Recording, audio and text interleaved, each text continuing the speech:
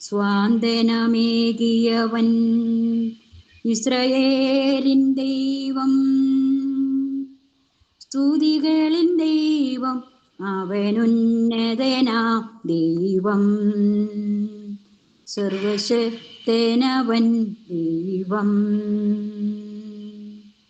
Praise the Lord. Hallelujah. നന്ദിയോടെ ദൈവത്തെ സ്തുതിക്കുന്നു, സ്തോത്രം ചെയ്യുന്നു.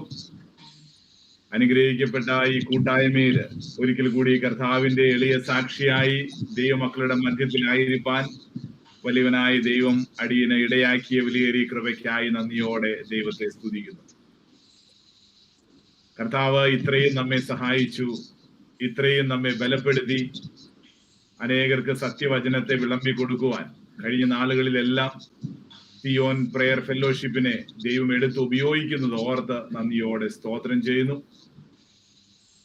അതിന്റെ മുന്നിൽ നിന്ന് അധ്വാനിക്കുന്ന പ്രിയ ദൈവമക്കളെ കർത്താവ് ധാരാളമായി അനുഗ്രഹിക്കട്ടെ, സഹായിക്കട്ടെ.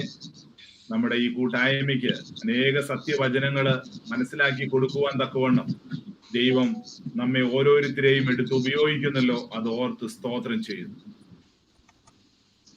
നമുക്ക് കണ്ണുകളെ ഒരിക്കൽ കൂടി ദൈവസന്നിധിയിൽ അടയ്ക്കാം, നമുക്ക് പ്രാർത്ഥിക്കാം. ഞങ്ങളെ അത്യധികമായി സ്നേഹിക്കുന്ന പരിശുദ്ധ പിതാവേ, സ്വർഗീയ പിതാവേ, നന്ദി നിറഞ്ഞ ഹൃദയത്തോടെ ഞങ്ങൾ നിന്നെ സ്തുതിക്കുകയാണ്. കർത്താവേ, നിന്റെ വചനവുമായി ഇന്ന് നിന്റെ സന്നിധിയിൽ അടിയങ്ങളായിരിക്കുമ്പോൾ കർത്താവേ, നീ അടിയങ്ങളോട് സംസാരിക്കണമെന്നോർത്ത് പ്രാർത്ഥിക്കുന്നു. കുറവുകളെ കണക്കിടാതെ വണ്ണം വീരത്തിലെ കർത്താവേ ശക്തി വ്യാപരിപ്പാൻ ഇടയാകണമേ. സ്വർഗത്തിൽ നിന്ന പരിശുദ്ധാത്മാവ് കർത്താവേ, ഹല്ലേലൂയ, നിന്റെ സന്നിധിയിലേക്ക് ഇറങ്ങി വന്നതുപോലെ ഇന്ന് പരിശുദ്ധാത്മാവിന്റെ ഒരു കർത്താവേ നിറവ് ഞങ്ങളിൽ ലഭിപ്പാൻ തക്കവണ്ണം ഇടയാക്കണമെന്നോർത്ത് പ്രാർത്ഥിക്കുന്നു. ദൈവമേ, നീ ഞങ്ങളെ അനുഗ്രഹിക്കണമേ. അപ്പച്ച യേശുവേ, നിന്റെ വചനം അയച്ച് നീ അടിയങ്ങളെ വിടുവിക്കണമേ. കർത്താവേ, ഞങ്ങളുടെ ഹൃദയത്തിൽ വലിയ സന്തോഷത്തെ തരണമേ, ഞങ്ങളുടെ മനസ്സിൽ വലിയ ആനന്ദത്തെ തരണമേ. നിന്റെ കൃപയാൽ നീ ഞങ്ങളെ നിറയ്ക്കണം. അനുഗ്രഹിച്ചാട്ട് ബലപ്പെടുത്തിയാട്ട് പ്രാർത്ഥന കേട്ടതിനായി സ്തോത്രം ചെയ്യുന്നു. നീ ഞങ്ങളെ ഓരോരുത്തരെയും അവിടുന്ന് കരുതിയതിനായി സ്തോത്രം. യേശു ക്രിസ്തുവിൻ നാമത്തിൽ തന്നെ ആമേൻ. ആമേൻ. നന്ദിയോടെ ദൈവത്തെ സ്തുതിക്കുന്നു. എല്ലാവരും സന്തോഷമായിരിക്കുന്നു എന്ന് വിശ്വസിക്കുന്നു. കർത്താവ് നമ്മളെ ഇത്രയും കരുതിയല്ലോ, നമ്മെ ബലപ്പെടുത്തിയല്ലോ. ഇന്നത്തെ അല്പസമയത്ത് ചിന്തയ്ക്കായിട്ട് ഞാന് ദൈവമക്കളുമായിട്ട് ചിന്തിക്കുവാനായിട്ട് ആഗ്രഹിക്കുന്നത് ഒരു കൃഷിക്കാരന്റെ ജീവിതത്തെ കുറിച്ചാണ്. ഒരു കൃഷിക്കാരന്റെ ജീവിതത്തിൽ അവന് എങ്ങനെയാണ് ഒരു നല്ല ഫലം പുറപ്പെടുവിക്കുന്നതിന് വേണ്ടി അവൻ പ്രവർത്തിക്കുന്നത് എന്നുള്ളതാണ്. ദൈവവചനത്തിൽ നിന്ന് അനേക ഭാഗങ്ങള് നമുക്ക് അതിനെക്കുറിച്ച് ചിന്തിക്കുവാനായിട്ട് സാധിക്കും. അനേക സ്റ്റെപ്പുകള് നമുക്ക് അതിനെക്കുറിച്ച് പഠിക്കുവാനായിട്ട് ഇടയാകും. എന്നാല് നമ്മുടെ ജീവിതത്തില് ഒരു വലിയ കൃപയാണ് നമ്മുടെ കർത്താവിന്റെ മുന്തിരിത്തോട്ടത്തിലെ അല്ലെങ്കിൽ കൃഷിത്തോട്ടത്തിലെ വേലക്കാരായി നാം ആയിരിക്കുക എന്നുള്ളത്, അവന്റെ ഒരു കൃഷിയായിരിക്കുക എന്നുള്ളത്, നല്ല നിലമായിരിക്കുക എന്നുള്ളത്, ഇതെല്ലാം നമ്മുടെ ജീവിതത്തിലെ ഒരു വലിയ ഭാഗ്യമാണ്.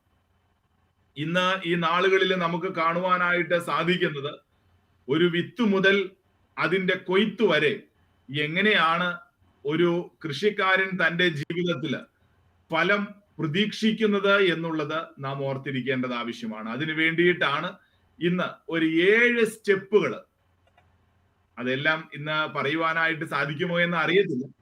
എന്നാൽ പ്രിയ ദൈവമക്കളെ, നമ്മുടെ ജീവിതത്തിൽ ഒരു കൃഷിക്കാരൻ തന്റെ കൃഷിയിൽ നല്ല ഫലം ലഭിക്കുവാൻ ചെയ്യുന്ന 7 സ്റ്റെപ്പുകളെ കുറിച്ചാണ് ഇന്ന് നമ്മൾ ചിന്തിക്കുവാനായിട്ട് ആഗ്രഹിക്കുന്നത്. അതിന്റെ ആമുഖമായിട്ട് നമുക്കൊരു ഭാഗം ഇപ്രകാരം വായിക്കാം. സങ്കീർത്തനങ്ങളുടെ പുസ്തകം 126 5-6 വാക്യങ്ങള് ഇപ്രകാരമാണ് നമുക്ക് കാണുവാൻ സാധിക്കുന്നത്.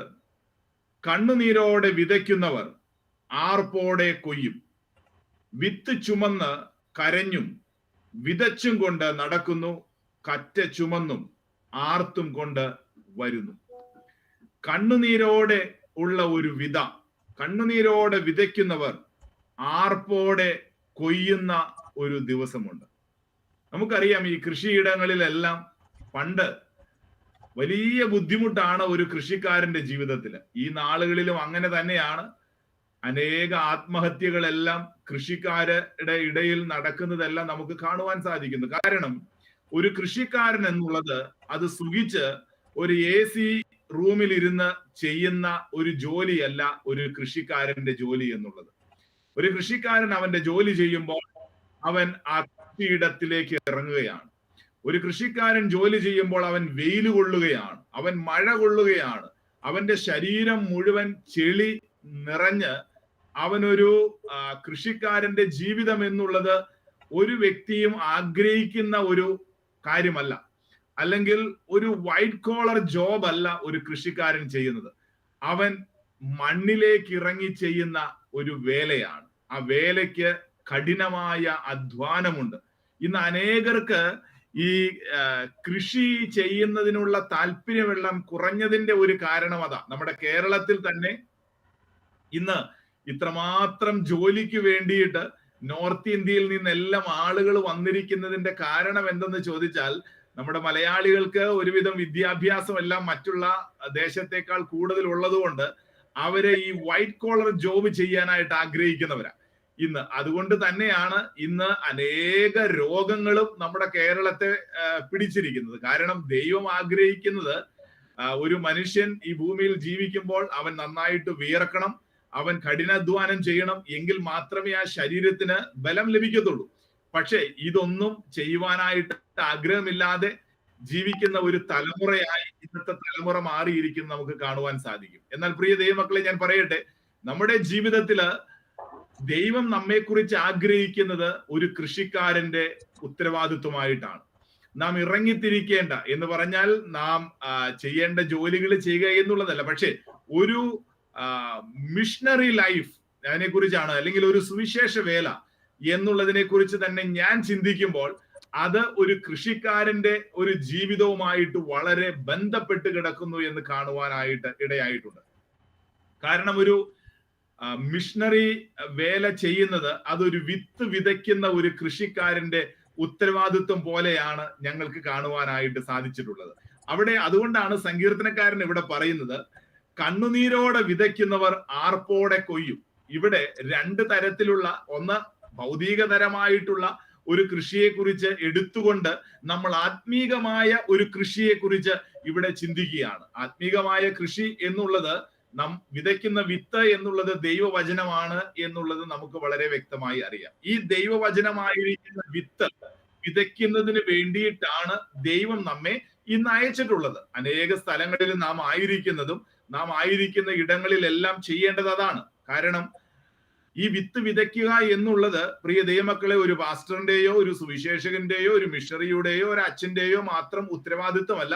അത് രക്ഷിക്കപ്പെട്ട ഓരോ ദൈവമക്കളുടെയും ഉത്തരവാദിത്വമാണ് ഈ വചനമാകുന്ന വിത്ത് വിതയ്ക്കുക എന്നുള്ളത്. നാം അവന്റെ സാക്ഷിയായി തീരേണ്ടതിന് വേണ്ടിയിട്ടാണ് ദൈവം നമ്മെ തിരഞ്ഞെടുത്തിരിക്കുന്നത് എന്ന് നമുക്ക് വളരെ വ്യക്തമായിട്ട് അറിയുവാൻ സാധിക്കും. അപ്പോൾ നാം കണ്ണുനീരോട് കൂടിയാണ് ഈ വിത്ത് വിതയ്ക്കുന്നത് എങ്കിൽ, എന്ന് പറഞ്ഞാൽ പ്രാർത്ഥനയോട് കൂടിയാണ് നാം ഈ വിത്ത് വിതയ്ക്കുന്നതെങ്കിൽ, ഹല്ലേലൂയ, അതിന് വലിയൊരു ഫലം കിട്ടും എന്നുള്ളതാണ് ഇവിടെ സങ്കീർത്തനക്കാരൻ പറയുന്നത്. അത് എന്താ പറയുന്നതെന്ന് പറയാം, ആർപ്പോടെ കൊയ്യുന്ന ഒരു ദിനങ്ങളുണ്ട്. നന്ദിയോടെ സ്തോത്രം ചെയ്യുന്നു. ഞങ്ങളുടെ ജീവിതത്തിൽ അനേക സമയങ്ങളിൽ അങ്ങനെ സംഭവിച്ചിട്ടുണ്ട്. ഈ വിത്ത് വിതച്ച് അനേക ഇടങ്ങളില് ഒരു ഇതൊക്കെ ഈ വിത്ത് വിതയ്ക്കുന്നതൊക്കെ ഫലമാകുമോ എന്ന് പലപ്പോഴും ചിന്തിച്ച അവസ്ഥകൾ ജീവിതത്തിൽ വന്നിട്ടുണ്ട്. എന്നാൽ ദൈവമാണ് അതിനെ വളരുമാറാക്കുന്നതും അതിന് ഒരു വലിയ കൊയ്ത്ത് നൽകി തരുന്നതും ദൈവമാണ്. അങ്ങനെ ദൈവത്തിന്റെ അനുഗ്രഹീതമായ ഒരു കൊയ്ത്ത് ജീവിതത്തിലേക്ക് കടന്നു വരുമ്പോൾ നമുക്ക് കാണുവാൻ സാധിക്കുന്നത് എന്താണെന്നറിയാമോ? ആർപ്പോടെ അവിടെ വിത്ത് ചുമന്ന് കരഞ്ഞും വിതച്ചും കൊണ്ട് നടന്നു. ജീവിതത്തില് വിത്ത് ചുമന്ന് അത് കരഞ്ഞും വിതച്ചും കൊണ്ട് ഇങ്ങനെ നടക്കുകയാണ്. സ്തോത്രം, നന്ദിയോടെ സ്തോത്രം. വീണ്ടും കുറെ നാളുകൾ കഴിഞ്ഞു കഴിയുമ്പോൾ സംഭവിക്കുന്നത് എന്താണെന്നറിയാമോ? കറ്റ ചുമന്നും ആർത്തും കൊണ്ടുവരുന്ന ഒരു അനുഭവമാണ് ദൈവം നമ്മുടെ ജീവിതത്തിൽ നൽകി തരുന്നത്. അത് പലപ്പോഴും അനുഭവിക്കുവാനായിട്ട് ഇടയായിട്ടുണ്ട്. ഹല്ലേലൂയ. അത് എപ്രകാരം നിങ്ങൾക്ക് മനസ്സിലാകുമെന്ന് അറിയത്തില്ല. ഒരു ഒന്നുമില്ലാത്ത സ്ഥലത്ത്, ഒരു കറ്റ പോലുമില്ലാത്ത, ഒരു കൃഷി പോലുമില്ലാത്ത മരുഭൂമിയായി കിടക്കുന്ന ഒരിടത്ത് ചില വിത്തുകൾ കരഞ്ഞുകൊണ്ട് വിതച്ചുകൊണ്ട് ഇങ്ങനെ നടന്ന് പ്രിയ ദൈവമക്കളെ അപ്രതീക്ഷിതമായി ജീവിതത്തില് കർത്താവ് വലിയ വലിയ ഒരു ആനന്ദത്തിന്റെ അനുഭവങ്ങള് ദൈവം നൽകി തരുമ്പോൾ ഉണ്ടാകുന്ന സന്തോഷം എന്നുള്ളത് അത് പറഞ്ഞറിയിക്കുവാനായിട്ട് കഴിയാത്ത ഒന്നാണ്. അതുകൊണ്ടാണ് ഇവിടെ കറ്റ ചുമന്നും ആർത്തും കൊണ്ട് വരുന്നു എന്ന് ഇവിടെ സങ്കീർത്തനക്കാരൻ പറയുന്നത്. ആ സങ്കീർത്തനത്തിന്റെ തന്നെ ആദ്യ ഭാഗങ്ങളെല്ലാം നാം എടുത്തു പരിശോധിച്ച് നോക്കുമ്പോൾ പ്രിയ ദൈവമക്കളെ അതിനെക്കുറിച്ച് നമുക്ക് മനസ്സിലാക്കുവാനായിട്ട് സാധിക്കുന്നത്, ബാബിലോൺ ദേശത്തിലേക്ക് അടിമകളായി അടിമത്വത്തിൽ ഇസ്രായേലിന്റെ ഒന്നാമത്തെ ദേവാലയം തന്നെ തകർക്കപ്പെട്ട് അവരെ നെബൂഖദ്നേസർ രാജാവ് പിടിച്ചുകൊണ്ടുപോയി അവർ ബാബിലോണില് അടിമകളായിരുന്ന 70 വർഷം തികഞ്ഞപ്പോൾ കോരേശ് രാജാവ് മുഖാന്തരം അവര് കോരേശ് രാജാവിനോട് 2 ദിനവൃത്താന്തത്തിന്റെ പുസ്തകം അവസാനത്തെ അധ്യായത്തിന്റെ അവസാന ഭാഗങ്ങൾ നിങ്ങളൊന്ന് വായിച്ചു നോക്കണം. അതുപോലെ തന്നെ അതിനുശേഷമാണ് എസ്രായുടെ പുസ്തകം വരുന്നത്. എസ്രായുടെ പുസ്തകത്തിന്റെ ആദ്യ ഭാഗത്തും വളരെ വ്യക്തമായിട്ട് എഴുതിയിരിക്കുകയാണ്, ഒരു അന്യ രാജ്യത്തെ രാജാവായിരിക്കുന്ന അല്ലെങ്കിൽ ഒരു ജാതീയ രാജാവായിരിക്കുന്ന കോരേശ് രാജാവിനോട്, കാരണം കോരേശ് രാജാവ് ലോകം മുഴുവൻ കയ്യിലടക്കി എന്ന് പറയുന്നത്, ആ രാജാവിനോട് ദൈവം, യഹോവയായ ദൈവം കടന്നുപോയി സംസാരിക്കുകയാണ്. എന്താണ് സംസാരിക്കുന്നതെന്ന് അറിയാമോ? യഹോവയായ ജീവനുള്ള ദൈവം, ആകാശത്തെയും, ആ രാജാവ് അവിടെ എങ്ങനെ പറയുന്നത്, ആകാശത്തെയും ഭൂമിയെയും ഉണ്ടാക്കിയ യഹോവയായ ജീവനുള്ള ദൈവം എന്നോട് കൽപ്പിച്ചിരിക്കുന്നു അവന്റെ ആലയം പണിയണമെന്ന്, അവന് വേണ്ടി ഒരു ആലയം പണിയണമെന്ന് കൽപ്പിച്ചിരിക്കുന്നു. അവന്റെ മക്കളായിട്ടുള്ള, അവന്റെ ജനമായിട്ടുള്ള ആരെങ്കിലും നിങ്ങളുടെ ഇടയിൽ ഉണ്ടെങ്കിൽ അവർ കടന്നു പോകട്ടെ, അവിടെ ചെന്ന് ദേവാലയത്തിന്റെ പണി ആരംഭിക്കട്ടെ എന്ന് പറഞ്ഞ് കോരേശ് രാജാവ് അവരെ അയക്കുന്നതാണ് നമുക്ക് കാണുവാനായിട്ട് സാധിക്കുന്നത്. പ്രിയ ദൈവമക്കളെ, അങ്ങോട്ടേക്ക് ചില ആളുകൾ കടന്നു പോവുകയാണ്. അവരുടെ ജീവിതത്തിൽ ഒട്ടും പ്രതീക്ഷിച്ചില്ല ഇപ്രകാരമുള്ള അവസ്ഥകൾ അവരുടെ ജീവിതത്തിൽ കടന്നു വരുമെന്ന്. അതുകൊണ്ട് അവര് എന്തെല്ലാം കാര്യങ്ങൾ അവിടെ പറയുന്നതെന്നറിയാമോ? അവര് പറയുന്നത്, ഞങ്ങൾ സ്വപ്നം കാണുന്നവരെ, അതായത് സിയോന്റെ പ്രവാസികളെ മടക്കി വരുത്തിയപ്പോൾ, അവർ പ്രവാസത്തിലായിരുന്നു, അതിൽ നിന്ന് മടക്കി വരുത്തിയപ്പോൾ, ഈ മടങ്ങി വരുന്ന സമയത്ത് നിങ്ങൾക്കറിയാമോ, സെരുബാബേലിന്റെ കൂടെ കുറെ കൂട്ടുകാരുമാണ് ആദ്യമായിട്ട് ഈ ദേവാലയം പണിക്ക് വേണ്ടിയിട്ട് മടങ്ങി വരുന്നത്. അതുകൊണ്ടാണ് രണ്ടാമത്തെ ദേവാലയം അത് സെരുബാബേലിന്റെ ദേവാലയം എന്നെല്ലാം പറയപ്പെടുവാനായിട്ട് ഇടയാകുന്നത്. അവർക്ക് വചനങ്ങളൊന്നുമില്ല, അത് പഠിപ്പിക്കുന്നതിന് വേണ്ടിയിട്ടാണ് എസ്രാ പുരോഹിതനെല്ലാം അവിടേക്ക് കടന്നു പോകുവാനായിട്ട് ഇടയാകുന്നത് എന്നെല്ലാം നമുക്ക് കാണുവാനായിട്ട് സാധിക്കും. അപ്പോൾ ഇവിടെ അവർ പറയുകയാണ്, സിയോന്റെ പ്രവാസികളെ മടക്കി വരുത്തിയപ്പോൾ ഞങ്ങൾ സ്വപ്നം കാണുന്നവരെ പോലെ ആയിരുന്നു ജീവിതത്തിൽ. അയ്യോ, ഇപ്രകാരം എങ്ങനെയാണ് ഈ സംഭവിക്കുന്നത്? അവർ സ്വപ്നം കാണുന്ന അവസ്ഥയിലായിരുന്നു അവരുടെ ജീവിതമായിരുന്നത്. കാരണം അവര് ചിന്തിക്കുകയാണ്, ഇത് ഒരിക്കലും ഇപ്രകാരം സംഭവിക്കുമെന്ന് പോലും അവർ ഓർത്തില്ല. ഒരു ജാതീയ രാജാവിനോട് ദൈവം ഡയറക്റ്റ് ഇടപെട്ട് അവൻ ഈ ജനത്തോട് പറയുകയാണ്, യഹോവയുടെ ജനത ആരെങ്കിലും ഉണ്ടെങ്കിൽ അവർ കടന്നുപോയി ദേവാലയം പണിയട്ടെ എന്ന്. അപ്പോൾ അവർ പറയുകയാണ്, ഇതെല്ലാം സംഭവിക്കുമ്പോൾ ജീവിതത്തിൽ ഞങ്ങൾ സ്വപ്നം കാണുന്നവരെ പോലെ ആയിരുന്നു. പ്രിയ ദൈവമക്കളെ, നമ്മുടെ ജീവിതത്തിലും സ്വപ്ന തുല്യമായ അവസ്ഥകൾ നൽകി തരുവാൻ ഇനി ഇതൊന്നും സംഭവിക്കത്തില്ല, എല്ലാം തകർന്നു എന്നുള്ള ഒരു ചിന്ത പലപ്പോഴും ജീവിതത്തിൽ കടന്നു വരുമ്പോൾ, നിരാശ ജീവിതത്തിൽ കടന്നു വരുമ്പോൾ, പ്രിയ ദൈവമക്കളെ, നമുക്കറിയത്തില്ല ആരിലൂടെയാണ് കർത്താവ് പ്രവർത്തിക്കുന്നതെന്ന്. ഹല്ലേലൂയ. ഇന്ന് നമ്മുടെ ഭാരതത്തിൽ തന്നെ പലപ്പോഴും നമ്മൾ ചിന്തിക്കുന്നുണ്ട്, എന്താണ് ഇത് സംഭവിക്കുന്നത്? എന്താണ് ഇങ്ങനെ ഇത്രമാത്രം മിഷണറിമാരെ പിടിച്ച് ജയിലിലിടുന്നു, ഇത്രമാത്രം പ്രശ്നങ്ങൾ ഉണ്ടാകുന്നു ഓരോ ദേശങ്ങളില്. ഞാൻ പറഞ്ഞല്ലോ, നമ്മൾ പ്രാർത്ഥിച്ചു കൊണ്ടിരുന്ന ഫത്തേപൂര്, UP-യുടെ പല ഭാഗങ്ങളില് അവിടെയുള്ള ചർച്ചുകളുടെ ആരാധനയെല്ലാം ഞായറാഴ്ച ഒരൊറ്റ ചർച്ചിൽ പോലും ആരാധനയില്ല. നിങ്ങളൊന്ന് ഓർത്തു നോക്കി, അതെല്ലാം അടച്ചിരിക്കുകയാണ്. അവിടെ എല്ലാം വലിയ പ്രശ്നങ്ങളിൽ നടക്കുകയാണ്. കാരണം ഒരുവൻ ആരാധനയ്ക്ക് വേണ്ടി ആലയം തുറന്ന് ആരാധിച്ചാൽ അവനെ പിടിച്ച് ജയിലിൽ കൊണ്ടിടുകയാണ്. ഇതുപോലെയുള്ള അവസ്ഥ ഇന്ന് നമ്മുടെ ഭാരതത്തിൽ കടന്നു വരുമ്പോൾ അതിനെതിരെ പ്രവർത്തിക്കുന്ന അനേക അന്ധകാര ശക്തികൾ കടന്നു വന്നുകൊണ്ടിരിക്കുമ്പോൾ നമുക്കറിയത്തില്ല എന്താണ് നമ്മുടെ കർത്താവിന്റെ ഉദ്ദേശമെന്ന്. പ്രിയ ദൈവമക്കളെ, എന്നാൽ നമുക്കൊന്നറിയാം, നമ്മുടെ ദൈവം അറിയാതെ, നമ്മുടെ കർത്താവ് അറിയാതെ ഒന്നും ഭവിക്കുന്നില്ല. അവൻ അറിയാതെ തലയിലെ ഒരു മുടി പോലും വീഴുന്നില്ലെന്ന് പറഞ്ഞതുപോലെ നാം ഓർത്തിരിക്കേണ്ടതാണ്. ഹല്ലേലൂയ. നമ്മുടെ ജീവിതത്തിലാകട്ടെ, അതെയോ നമ്മുടെ ഭാരതത്തിലാവട്ടെ, നമ്മുടെ കർത്താവിന് ഒരു ഉദ്ദേശമുണ്ട്. അവൻ അത് നിവർത്തിക്കുക തന്നെ ചെയ്യും. അത് ഏത് വമ്പനാണെങ്കിലും, ഏത് ലോകത്തിലെ നാം പ്രതീക്ഷിക്കാത്ത വ്യക്തിയിലൂടെ തന്നെ ദൈവം പ്രവർത്തിക്കുവാനായിട്ട് ഇടയാകും. അങ്ങനെയാണ് കോരേശ് രാജാവിന്റെ ജീവിതത്തിലൂടെ ഇവിടെ ഇസ്രായേലിന് ഒരു സ്വപ്നം കാണുന്ന തുല്യമായി പ്രവർത്തിക്കുന്നതെന്ന് ഇവിടെ നമുക്ക് കാണുവാൻ സാധിക്കുന്നു. അന്ന് ഞങ്ങളുടെ വായിൽ ചിരിയും. അവരുടെ ജീവിതത്തിൽ എന്തായിരുന്നു? ഇതെല്ലാം സംഭവിക്കുമ്പോൾ അവർ ചിരിക്കുകയാണ്, സന്തോഷിക്കുകയാണ്. കാരണം അവര് 70 വർഷത്തെ പ്രവാസത്തിൽ നിന്ന് മടങ്ങി വരികയാണ്. അവരവിടെ ചെന്ന് കണ്ടപ്പോൾ, അല്ലെങ്കിൽ അവർ ആ അനുഭവത്തിലേക്ക് ചെന്നപ്പോൾ അവർ സന്തോഷിക്കുകയാണ്. വീണ്ടും പറയുകയാണ്, ഞങ്ങളുടെ നാവിന്മേൽ ആർപ്പും നിറഞ്ഞിരുന്നു. യഹോവ അവരിൽ വൻ കാര്യങ്ങളെ ചെയ്തിരിക്കുന്നു എന്ന് ജാതികളുടെ ഇടയിൽ അന്ന് പറഞ്ഞു. ജാതികളുടെ ഇടയിൽ അവർ ഘോഷിക്കുവാനായിട്ടിടയായി, യഹോവ വൻ കാര്യങ്ങൾ ചെയ്തിരിക്കുന്നു. കാരണം അവർ ജാതികളുടെ ഇടയിൽ താമസിക്കുകയാണ്. ആ ജാതികളുടെ ഇടയിൽ അവർ പറയുകയാണ്, ഞങ്ങളുടെ യഹോവയാണ് ഇത് പ്രവർത്തിച്ചത്, ഞങ്ങളുടെ യഹോവ ഞങ്ങളുടെ ജീവിതത്തിൽ വൻ കാര്യങ്ങളെ ചെയ്തിരിക്കുന്നു. അവരുടെ ജീവിതത്തിൽ തെറ്റുപറ്റി. അത് മുഖാന്തരം അവർ അന്യ ആരാധന ചെയ്തത് മുഖാന്തരം, അവർ വിഗ്രഹത്തെ ആരാധിച്ചത് മുഖാന്തരം, അവർ ദൈവത്തിന് മഹത്വം കൊടുക്കാതിരുന്നത് മുഖാന്തരം, അവർ ദൈവത്തിന് കൊടുക്കേണ്ട മഹത്വം ദൈവത്തിന് കൊടുക്കാതെ ദൈവാലയങ്ങളിലേക്ക് വിഗ്രഹങ്ങൾ കൊണ്ടുവന്നത് മുഖാന്തരം. ഞാൻ വളരെ വ്യക്തമായി പറയട്ടെ, ശലോമോൻ രാജാവിന്റെ ജീവിതത്തിലെല്ലാം സംഭവിച്ചതാണ്.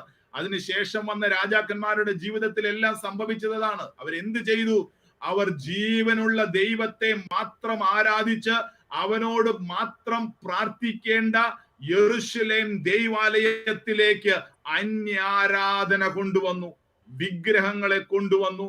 പ്രിയ ദൈവമക്കളെ, മറ്റ് മനുഷ്യനോട് പ്രാർത്ഥിക്കുവാൻ തുടങ്ങി. മറ്റ് ശക്തരായ, അല്ലെങ്കിൽ അവർ ഈ ലോകത്തിലെ മനുഷ്യനായിട്ടുള്ളവരോട് മധ്യസ്ഥത യാചിക്കുവാൻ തുടങ്ങി, ധൂപം കാട്ടുവാൻ തുടങ്ങി. ഇതെല്ലാം അവരുടെ ജീവിതത്തിലേക്ക് കടന്നു വന്നപ്പോൾ ദൈവം ഒരു കാര്യം പറഞ്ഞിരുന്നു, ജീവനുള്ള ദൈവത്തിന് മഹത്വം കൊടുക്കാതെ ഏതെങ്കിലും മനുഷ്യൻ ഈ ദൈവാലയത്തിൽ മഹത്വം എടുത്താൽ ഞാൻ അതിനെ തകർത്ത് കളയുമെന്ന്, എന്റെ നാമമഹത്വത്തിന് വേണ്ടി ഞാൻ പണിത ഈ ദൈവാലയം തകർത്ത് കളയുമെന്ന് മുന്നറിയിപ്പ് കൊടുത്തതുപോലെ തന്നെ അവിടെ സംഭവിച്ചു എന്ന് ഞാൻ നിങ്ങളോട് പറയുവാനായിട്ട് ആഗ്രഹിക്കുകയാണ്. പ്രിയ ദൈവമക്കളെ, എന്നാൽ ഇന്ന് ഈ പുതിയ നിയമകാലത്ത് പലപ്പോഴും ഇതൊന്നും സംഭവിക്കാത്തത് കൊണ്ടാണ് പലരും ഇന്ന് ദൈവത്തിന് മഹത്വം കൊടുക്കാതെ, പ്രിയ ദൈവമക്കളെ, അവരുടെ സ്വയ ഇച്ഛയ്ക്ക് വേണ്ടി ഇന്ന് ലോകത്തിലുള്ള മനുഷ്യന്റെ പുറകെ പോകുന്നത്. ശ്രേഷ്ഠരായ അനേക മനുഷ്യരെ വിളിച്ച് പ്രാർത്ഥിക്കുന്നത്, അനേകരോട് പ്രിയ ദൈവമക്കളെ മധ്യസ്ഥത യാചിക്കുന്നത്. നാം ഓർത്തുകൊള്ളണം, നമുക്ക് മധ്യസ്ഥനായിട്ടുള്ള നമ്മുടെ കർത്താവിനെയാണ് വിളിക്കേണ്ടതെന്ന്.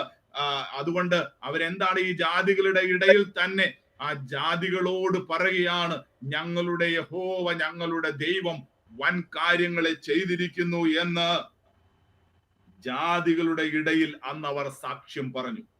യഹോവ ഞങ്ങളിൽ വൻ കാര്യങ്ങളെ ചെയ്തിരിക്കുന്നു, അതുകൊണ്ട് ഞങ്ങൾ സന്തോഷിക്കുന്നു. യഹോവേ, തെക്കേ നാട്ടിലെ തോടുകളെ പോലെ ഞങ്ങളുടെ പ്രവാസികളെ മടക്കി വരുത്തേണമേ. വീണ്ടും പറയുന്നത് എന്താണെന്നറിയാമോ? ഞങ്ങളുടെ പ്രവാസികളെ മടക്കി വരുത്തേണമേ എന്ന്. കാരണം എല്ലാവരും പോന്നില്ല. സെരുബാബേലിന്റെ കൂടെ ഒരു കൂട്ടര് മാത്രമേ പോന്നുള്ളൂ. അതിനുശേഷം വീണ്ടും അവിടെ കിടക്കുകയാണ് ജനങ്ങള്. നന്ദിയോടെ ദൈവത്തെ സ്തുതിക്കുന്നു. പ്രിയ ദൈവമക്കളെ, ഞാൻ കഴിഞ്ഞ പ്രാവശ്യം സംസാരിച്ചപ്പോൾ യെരൂശലേമിന്റെ ഇന്നത്തെ യുദ്ധത്തെക്കുറിച്ചും മറ്റു കാര്യങ്ങളെല്ലാം ഞാൻ പറയുവാനായിട്ടിടയായി. എന്നാൽ ചില വർഷങ്ങൾ കഴിഞ്ഞപ്പോൾ ഈ തെക്കേ നാട്ടിലെ തോടുകളെ പോലെ, ഈ തെക്കേ നാട്ടിലെ തോടിനെ കുറിച്ച് പറയുന്നത് അത് കുത്തൊഴുക്കുള്ള, വലിയ കുത്തൊഴുക്കോടുകൂടി വെള്ളമൊഴുകി വരുന്ന ഒരു തോടാണ് തെക്കേ നാട്ടിലെ തോട്. അതുകൊണ്ടാണ് അതിനെ ഉപമിച്ചുകൊണ്ട് അവർ പറയുന്നത്, തെക്കേ നാട്ടിലെ തോടുകളെ പോലെ ഞങ്ങളുടെ പ്രവാസികളെ മടക്കി വരുത്തേണമേ. അതുപോലെ തന്നെ പ്രിയ ദൈവമക്കളെ, കൂട്ടത്തോടെ പ്രവാസികൾ യെരൂശലേമിലേക്ക് മടങ്ങി വരുവാനിടയായി, ഇസ്രായേലിലേക്ക് മടങ്ങി വരുവാനിടയായി. നന്ദിയോടെ സ്തോത്രം ചെയ്യുന്നു. അപ്പോൾ അവർ പറയുകയാണ്, കണ്ണുനീരോടെ വിതയ്ക്കുന്നവർ ആർപ്പോടെ കൊയ്യും. വിത്ത് ചുമന്നും കരഞ്ഞും വിതച്ചും കൊണ്ട് നടന്നു, കറ്റ ചുമന്നും ആർത്തും കൊണ്ട് വരുന്നു. നന്ദിയോടെ സ്തോത്രം ചെയ്യുന്നു. 7 കാര്യങ്ങൾ ഞാൻ പറയട്ടെ. ഒരു വിതക്കാരന്റെ ജീവിതത്തിലെ 7 സ്റ്റെപ്പുകൾ. ഒന്നാമത്തെ സ്റ്റെപ്പ് എന്നുള്ളത് അവൻ നല്ല നിലത്തിന്റെ തിരഞ്ഞെടുപ്പാണ്. 1, നല്ല നിലത്തിന്റെ തിരഞ്ഞെടുപ്പ്. 2, നിലത്തെ ഒരുക്കുക എന്നുള്ളതാണ്. 3, വിത്ത് വിതയ്ക്കുക എന്നുള്ളതാണ്. ഞാൻ അതിനെ എക്സ്പ്ലെയിൻ ചെയ്ത ഓരോരോ കാര്യങ്ങൾ പറയാം. മൂന്നാമത്തേത് വിത്ത് വിതയ്ക്കുക എന്നുള്ളതാണ്. 4, അത് ശ്രദ്ധയോടെ പരിപാലിക്കുക എന്നുള്ളതാണ്. 5, വളർച്ചയെ നിരീക്ഷിക്കുക എന്നുള്ളതാണ്. 6, ചെത്തി വെടിപ്പാക്കുക എന്നുള്ളതാണ്. 7, നല്ല ഫലം കളപ്പുരയിലും കൂട്ടിവെക്കുക എന്നുള്ളതാണ്. അല്ലെങ്കിൽ നല്ല ഫലം അതിൽ നിന്ന് കിട്ടുക എന്നുള്ളതാണ്. അതിനെ ശേഖരിച്ചു വെക്കുക എന്നുള്ളതാണ്. ആ ഒരു കൊയ്ത്തിന്റെ അനുഭവമാണ് നമുക്ക് കാണുവാനായിട്ട് സാധിക്കുന്നത്. കറ്റ ചുമന്നും ആർത്തും കൊണ്ട് കടന്നു വരുന്ന ഒരനുഭവം. ഇതാണ് ഒരു കൊയ്ത്തുകാരന്റെ ജീവിതത്തിലെ 7 സ്റ്റെപ്പുകൾ, അല്ലെങ്കിൽ ഒരു കൃഷിക്കാരന്റെ ജീവിതത്തിലെ 7 സ്റ്റെപ്പുകൾ നമുക്ക് കാണുവാനായിട്ട് സാധിക്കുന്നത്. ഞാൻ പറയട്ടെ, കർത്താവിന്റെ വചനത്തില് മത്തായിയുടെ സുവിശേഷം 13-ാം അധ്യായം നാം എടുത്ത് വായിക്കുമ്പോൾ അവിടെ വളരെ വ്യക്തമായിട്ട് അതിന്റെ 3-ാം വാക്യം മുതൽ 9-ാം വാക്യം വരെയും 18-ാം വാക്യം മുതൽ 23-ാം വാക്യം വരെയും ഒരു വിതക്കാരന്റെ ഉപമയെ കുറിച്ച് കർത്താവ് അവിടെ പറയുന്നുണ്ട്. ഒരു വിതക്കാരൻ വിതയ്ക്കുവാനായിട്ട് പുറപ്പെടുകയാണ്. അവൻ വിതയ്ക്കുമ്പോൾ ചില വിത്തുകൾ വഴിയരികിൽ വീണു, ചില വിത്തുകൾ പാറപ്പുറത്ത് വീണു, ചില വിത്തുകൾ മുള്ളിനിടയിൽ വീണു, ചില വിത്തുകൾ നല്ല നിലത്ത് വീണു. വഴിയരികിൽ വീണ വിത്ത് അത് പറവകൾ കൊത്തിക്കൊണ്ടുപോയി.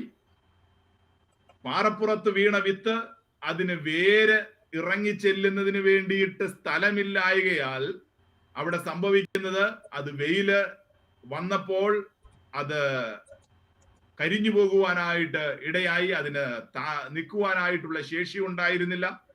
മുള്ളിനിടയിൽ വീണ വിത്ത് അത് ഈ ലോകത്തിന്റെ പലവിധമായ ചിന്തകൾ അവന്റെ ജീവിതത്തിലേക്ക് വന്ന് അതിനെ ഞെരുക്കിക്കളഞ്ഞു.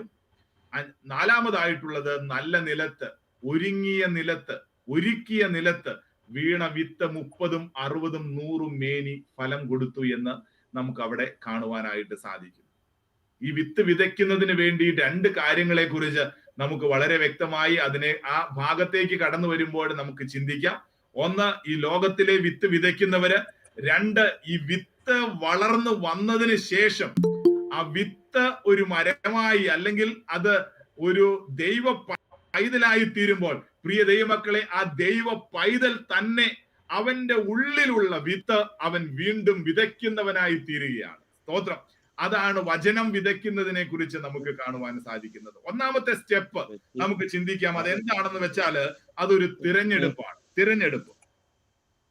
സ്തോത്രം.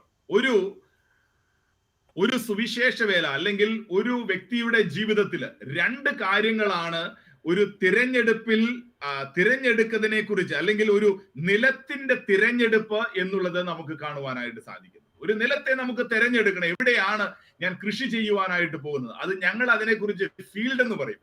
അതിനെ മിഷൻ ഫീൽഡ് എന്നെല്ലാം നിങ്ങൾ കേട്ടിട്ടുണ്ട്. കാരണം അതിനെ ഒരു നിലമായിട്ടാണ് ഞങ്ങൾ കാണുന്നത്.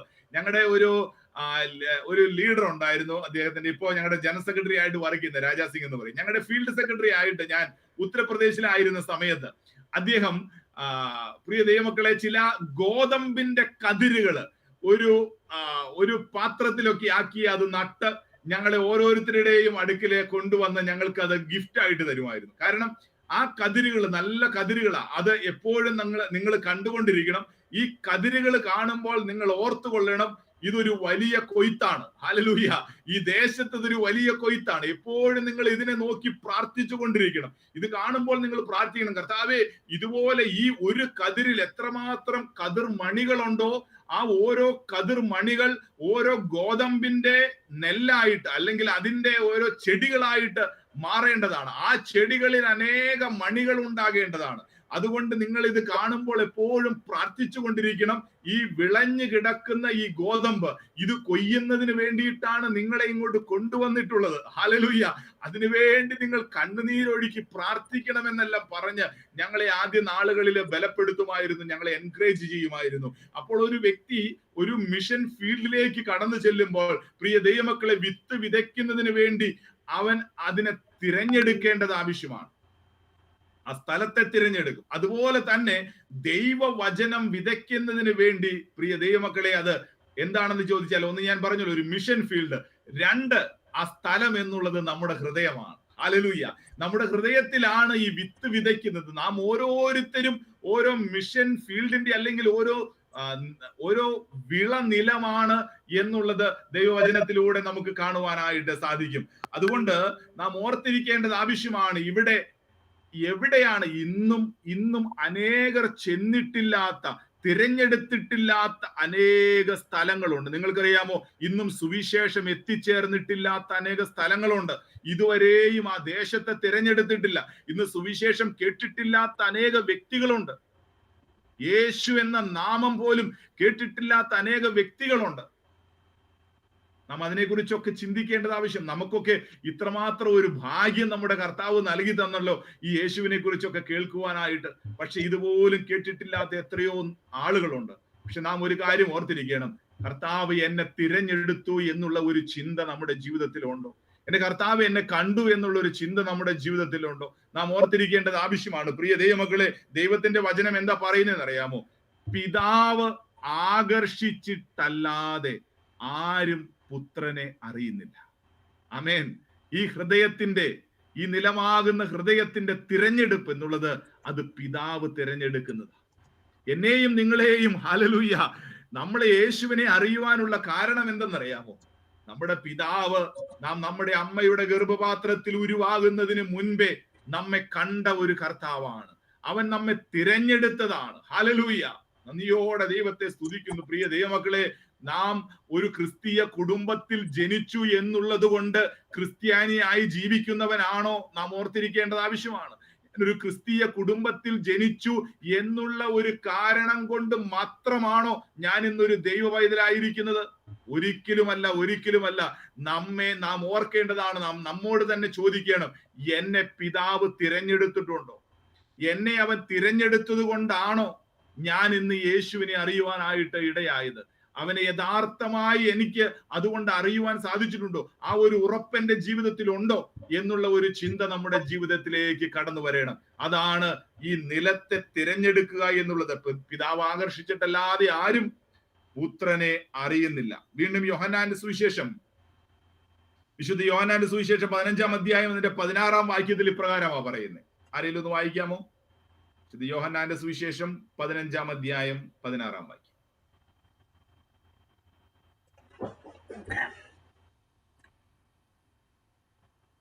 നിങ്ങൾ എന്നെ തിരഞ്ഞെടുത്തു എന്നല്ല, ഞാൻ നിങ്ങളെ. അതിന് അവൻ പറഞ്ഞത്, നിങ്ങൾ ഇന്നുവരെ ബോധമില്ലാത്തവരാ, വായിക്കകത്ത് കടക്കുന്നത് എല്ലാം വയറ്റിൽ ചെന്നിട്ട്.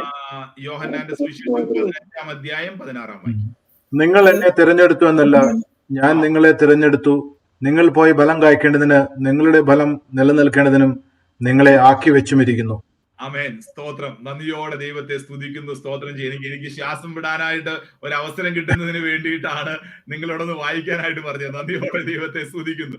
പ്രിയ ദൈവമക്കളെ, ഇവിടെ എന്താണെന്ന് അറിയാമോ? ഇവിടെ നിങ്ങൾ എന്നെ തിരഞ്ഞെടുത്തു എന്നല്ല. ഹല്ലേലൂയ. നമ്മൾ പലപ്പോഴും ചിന്തിക്കുന്നത് നമ്മള് തെരഞ്ഞെടുത്തത് കൊണ്ടാണ് നമുക്ക് കർത്താവിനെ അറിയുവാനായിട്ട് ഇടയായത് എന്നുള്ളതാണ്. നന്ദിയോടെ സ്തോത്രം. അല്ലല്ല പ്രിയ ദൈവമക്കളെ, എത്രയോ പേരുണ്ട്, നമ്മേക്കാൾ ശ്രേഷ്ഠരായിട്ടുള്ള എത്രയോ പേരുണ്ട്, നമ്മേക്കാൾ മാന്യതയുള്ള എത്രയോ പേരുണ്ട്, നമ്മേക്കാൾ നല്ല നല്ല പ്രവർത്തികൾ ചെയ്യുന്ന എത്രയോ പേര് ഈ ലോകത്തിലുണ്ട്. സ്തോത്രം.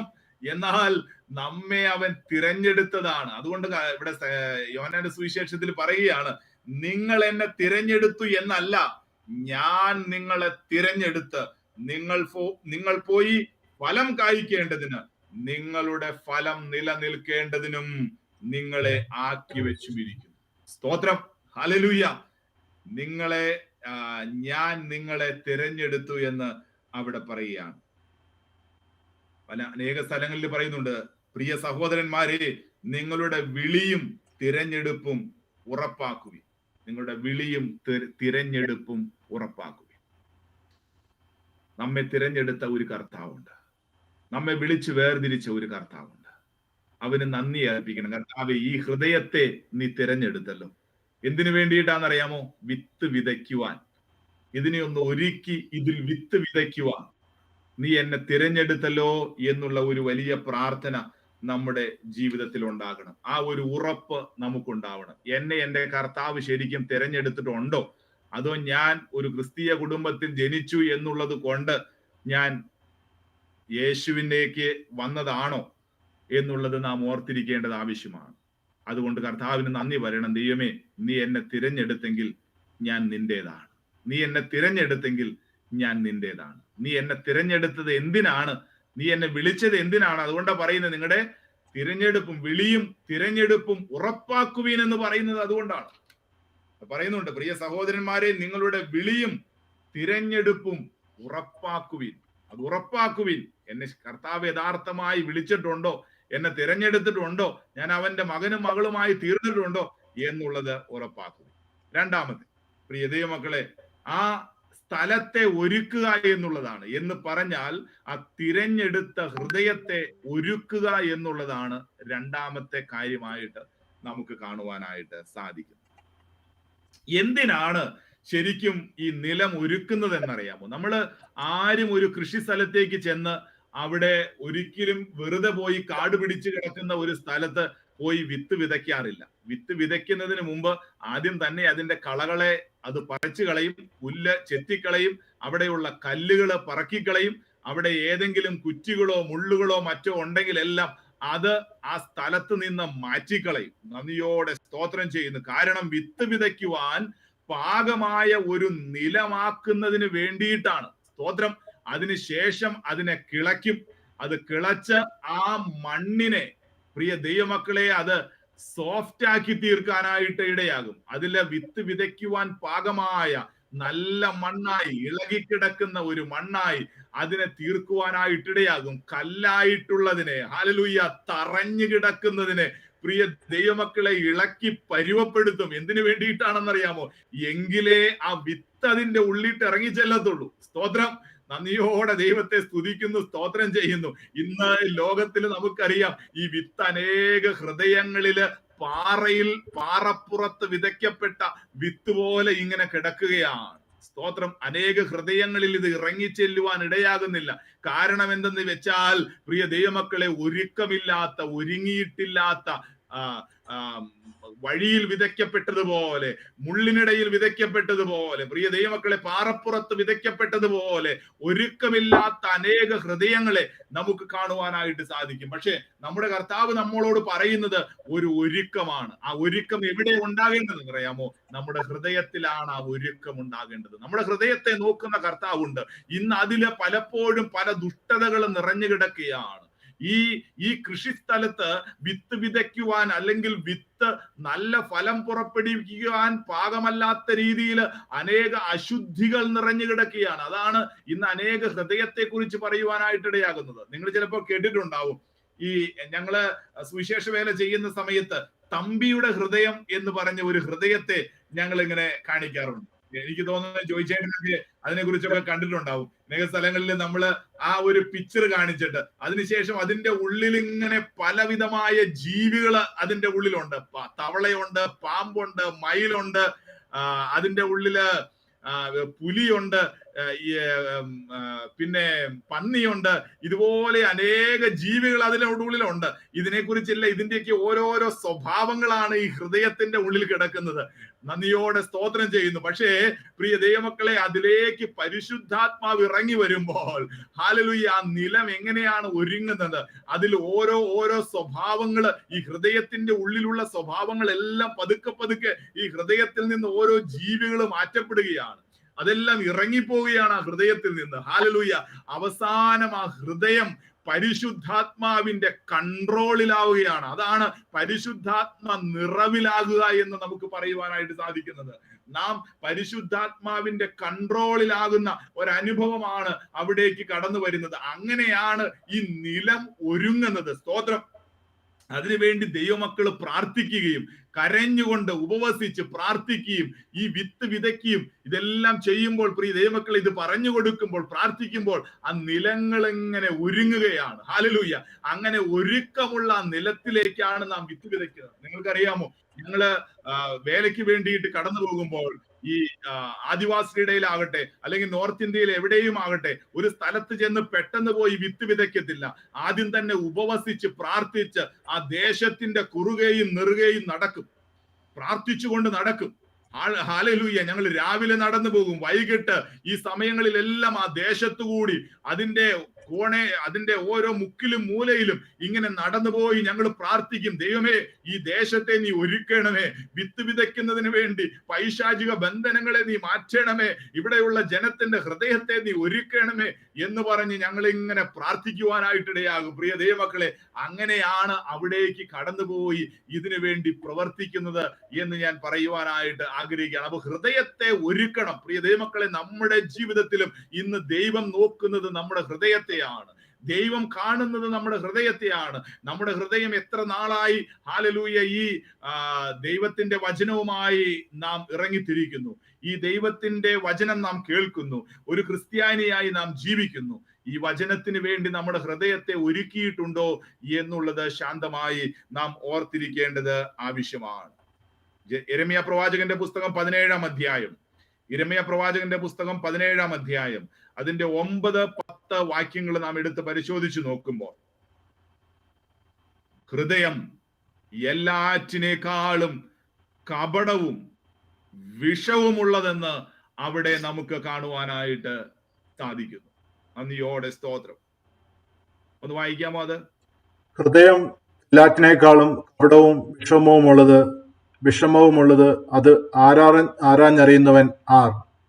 യഹോവയായ ഞാൻ ഹൃദയത്തെ ശോധന ചെയ്ത് അന്തരംഗങ്ങളെ പരീക്ഷിച്ച് ഓരോരുത്തന് അവനവന്റെ നടപ്പിനും പ്രവൃത്തിയുടെ ഫലത്തിനും തക്കവണ്ണം കൊടുക്കുന്നു. ന്യായമായിട്ടല്ലാതെ മതി.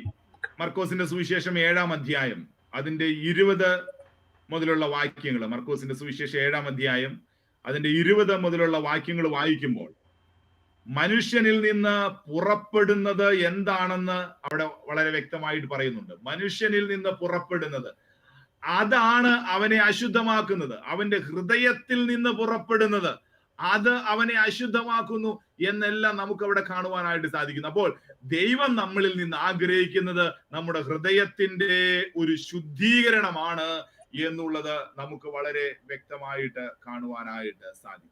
നന്ദിയോടെ ദൈവത്തെ സ്തുതിക്കുന്നു, സ്തോത്രം ചെയ്യുന്നു. പ്രിയ ദൈവമക്കളെ, ഞാൻ എന്റെ വാക്കുകളെ ഇന്നിവിടെ ചുരുക്കുവാനായിട്ട് ആഗ്രഹിക്കുക. നമ്മുടെ സമയം തീരാറായല്ലോ.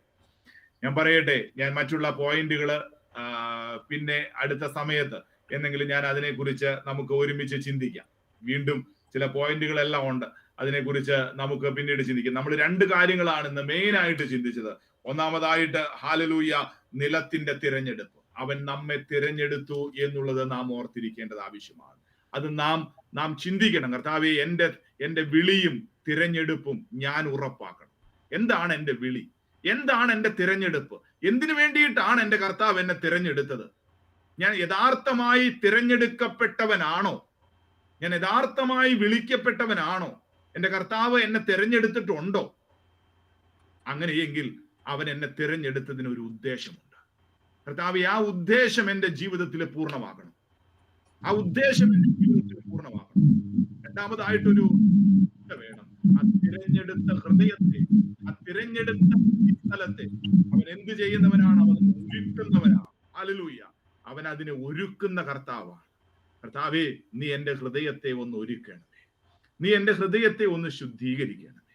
എന്റെ ഹൃദയത്തെ കർത്താവ്, ഏതെങ്കിലും മലിനതകൾ എന്റെ ഹൃദയത്തിൽ ഉണ്ടെങ്കിൽ അത് എന്റെ കർത്താവിന് യോഗ്യമാകും വണ്ണം ഇതിലേക്ക് വിത്തുകൾ വിതച്ച് ആ വിത്ത് ഇതിൽ വളർന്ന് അതൊരു ചെടിയായി മാറി ആ വിശ്വാസം അതിൽ വളർന്ന് ഒരു ഈ കടുകുമണിയുടെ ഉപമയൊക്കെ കർത്താവ് പഠിപ്പിക്കുമ്പോൾ പറയുന്നത് പോലെ അതൊരു വൃക്ഷമായി മാറി, ഹല്ലേലൂയ, അതിൽ അനേക കിളികൾ വന്ന് ആശ്വസിക്കുന്നത് പോലെ, ഇരിക്കുന്നത് പോലെ, അനേക ജീവികൾക്ക് ഒരു കൂടായി തീരുന്നത് പോലെ, പ്രിയ ദൈവമക്കളെ, നമ്മുടെ ജീവിതത്തിൽ ഈ ദൈവവചനം വളർന്ന് അതൊരു മരമായി, എന്ന് വിശ്വാസത്തിന്റെ ഒരു മരമായി അത് അനേക ഫലങ്ങൾ പുറപ്പെടുവിക്കുന്ന ഒന്നായി മാറുവാൻ തക്കവണ്ണം നമ്മെ കർത്താവിന്റെ കരങ്ങളിലേക്ക് ഏൽപ്പിച്ചു കൊടുക്കാം. നമുക്ക് നമ്മുടെ കർത്താവിനോട് പറയാം, ദൈവമേ, എന്നെ നിന്റെ കരങ്ങളിലേക്ക് സമർപ്പിക്കുന്നു, എന്നെ നിന്റെ തിരുക്കരത്തിലേക്ക് സമർപ്പിച്ച് പ്രാർത്ഥിക്കുന്നു. ഞാനൊരു നല്ല നിലമായി തീരുവാൻ.